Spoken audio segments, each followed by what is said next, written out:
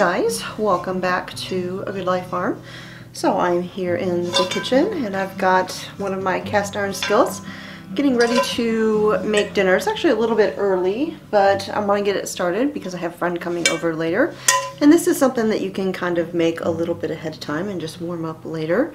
It is a cheeseburger skillet recipe, but it combines kind of the ingredients of a cheeseburger with cornbread. And so you have this layer of cornbread with a cheeseburger in the middle, cornbread on top, and it's just amazing. So I am going to get this started by cooking up some ground beef and some diced onion. So I've got a kind of a smaller onion here. I'm just going to dice this up. Now I have had several people ask me recently about my cutting boards that you see here. I have this big one that I'm working on here at the moment. This is just a great big rectangle walnut one. I had this one actually custom made for me by a woodcrafter who lives here in my area. I met him at the farmer's market a couple of years ago.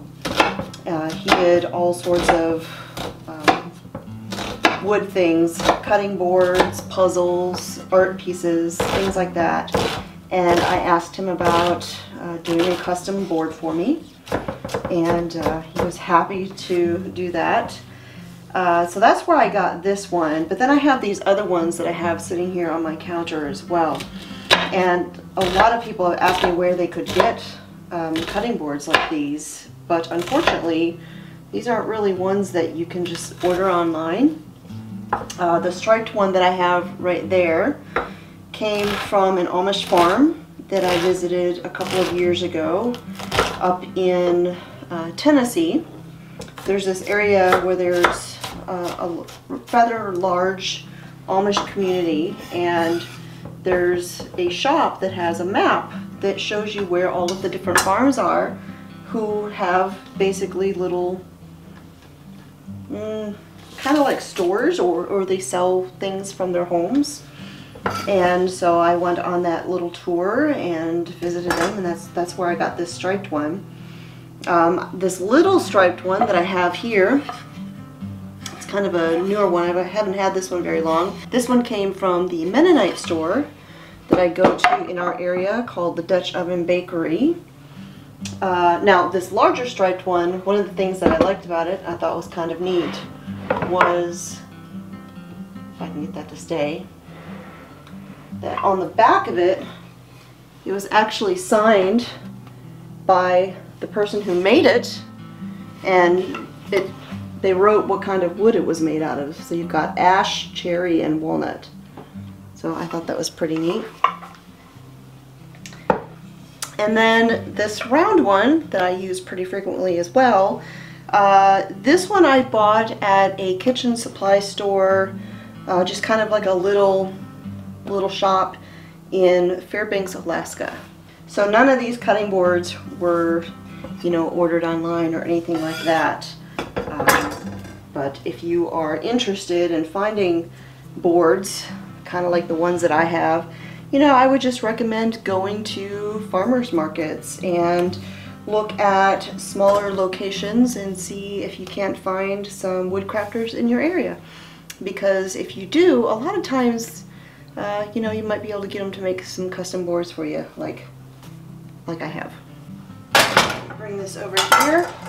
I'm gonna turn on my skillet, and while this is getting going, I'm gonna actually start preheating my oven to 400 degrees. And I'm going to brown my ground beef. I've got a pound of ground beef here. I'm going to cook this with the onion together until the ground beef is nice and browned and the onion is tender and all of that. Kind of break up the ground beef a little bit. Now, this cast iron skillet that I have here, I measured the top of it, and it's right about a 10-inch skillet. And so that's kind of important because we are actually going to be baking in this as well. So So if you are going to make this recipe, you would want a skillet about that size.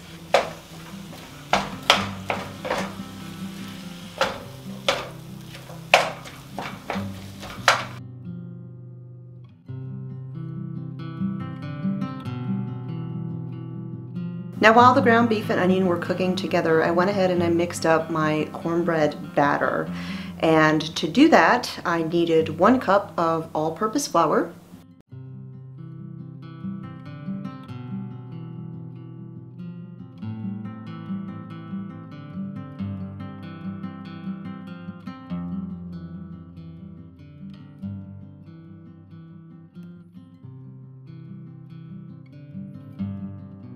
1 cup of cornmeal,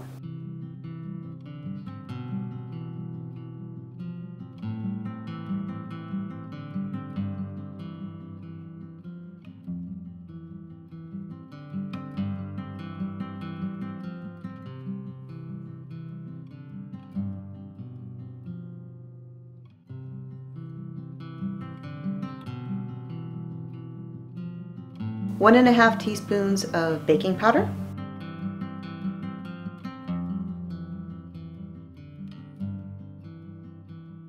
a 1/4 cup of granulated white sugar, just regular sugar,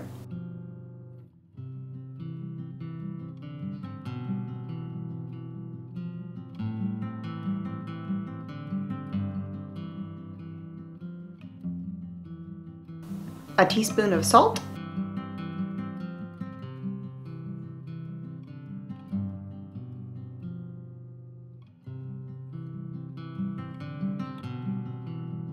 and then I mixed those dry ingredients together in my batter bowl.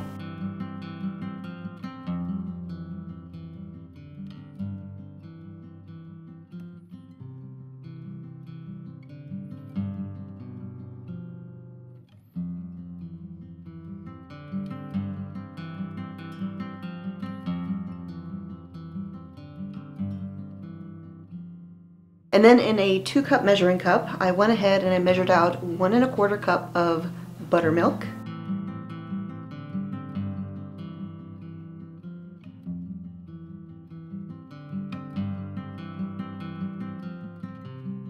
to that I added a 1/4 cup of extra virgin olive oil. You could also use light olive oil or vegetable oil if you prefer.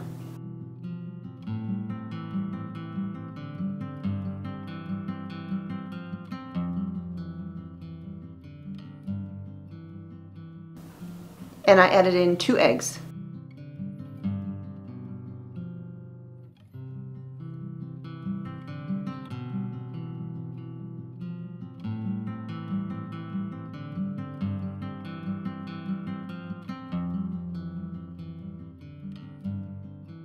And then I just kind of whisked those all together.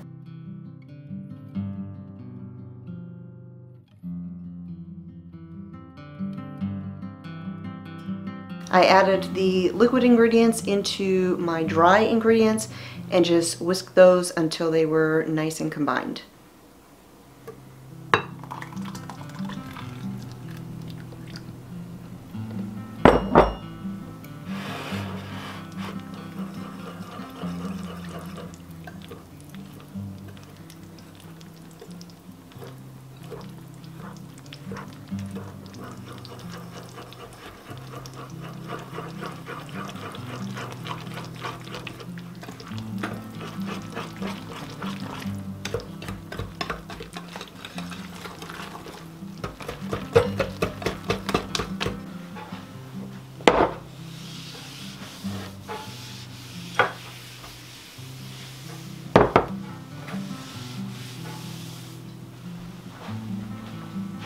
Now after my ground beef and onion were finished cooking, I went ahead and I scooped those all out into a dish with a slotted spoon.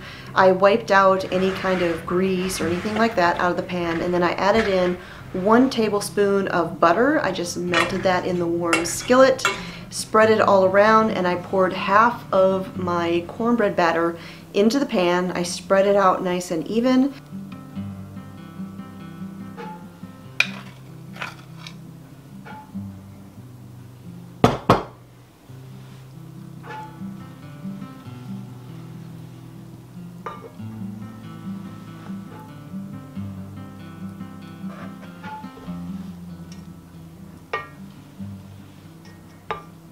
and that is currently baking for 8 minutes in the oven at 400 degrees. And when it is done doing its first baking, I will add in all of the rest of the ingredients and put this together.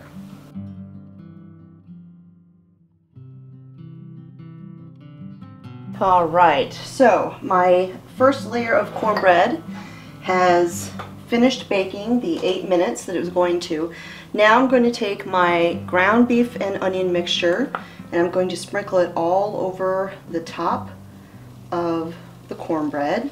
Now I'm using a really lean ground beef. If your ground beef has a lot of oil in it, you would want to spread this out on some paper towels to absorb that excess grease so that you don't have that layer here in your cornbread. So we're just going to spread this all out.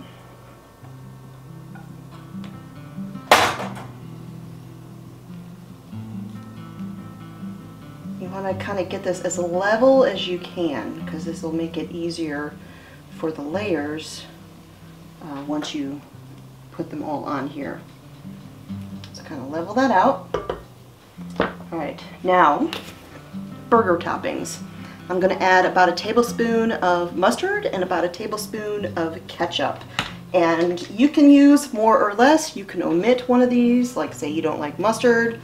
You can leave that out. And I'm just going to kind of eyeball this and just sort of drizzle it all over the place.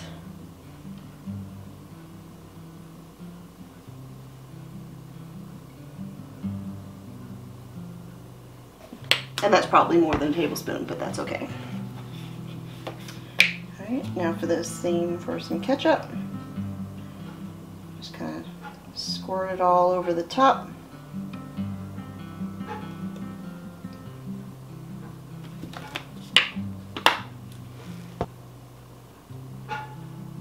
And now I'm going to add a little bit of pickle relish. I'm using a dill relish here, and I'm just going to use my fingers because I think it'll be easier that way. Sprinkle this all over the top.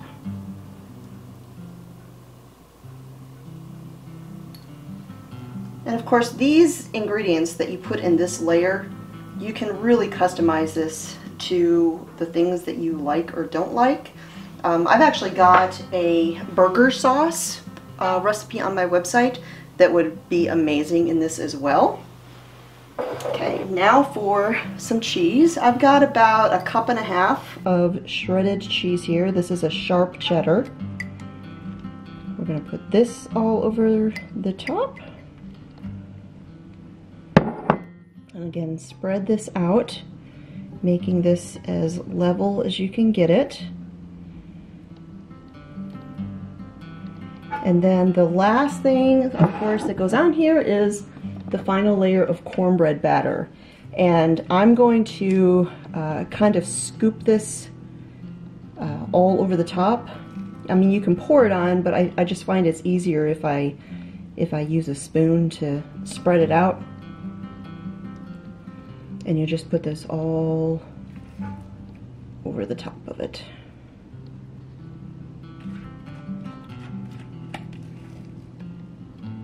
You want to try and cover as much of the ingredients as you can. If you've got a couple spots where you can still see it, that's okay. It's not going to hurt anything. You just want to try and make this as complete of a layer as you can without making too much of a mess. Alright, and then I'm just going to kind of spread this out.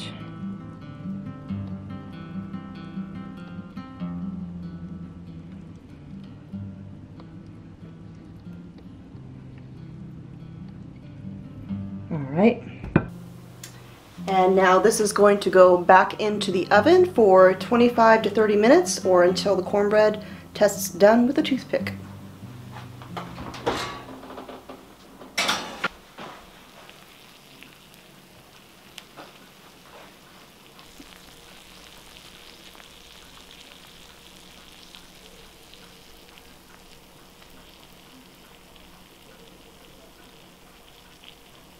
Alright, so once you take this out of the oven, you want to let it sit for just a few minutes, maybe 5 to 10 minutes before you slice into it, because it's going to be screaming hot, and you want that filling to kind of set up just a little bit, just cool ever so slightly, and then cut it into wedges and just enjoy it. It is amazing. It's one of my favorite recipes, although I don't really make it very often, but it is so good.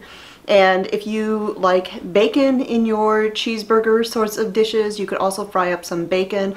I think the original recipe that I have on my website includes bacon, but I don't always use that. But you will seriously love this dish. Now, if you would like to make this and you don't have a 10-inch cast iron skillet, you can just cook up the ground beef and the onion in any skillet and then make this in a, say, a 10-inch round baking dish, a cake pan, or a 9x9 square would work as well.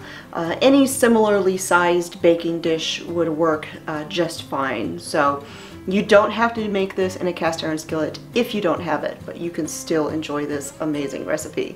So as always, there is a printable version of this on my website, and I will put a link to that down below if you are watching this on YouTube or on Rumble. So thanks for joining me here again in the homestead kitchen. My name is Constance at A Good Life Farm, and I will talk to you all next time.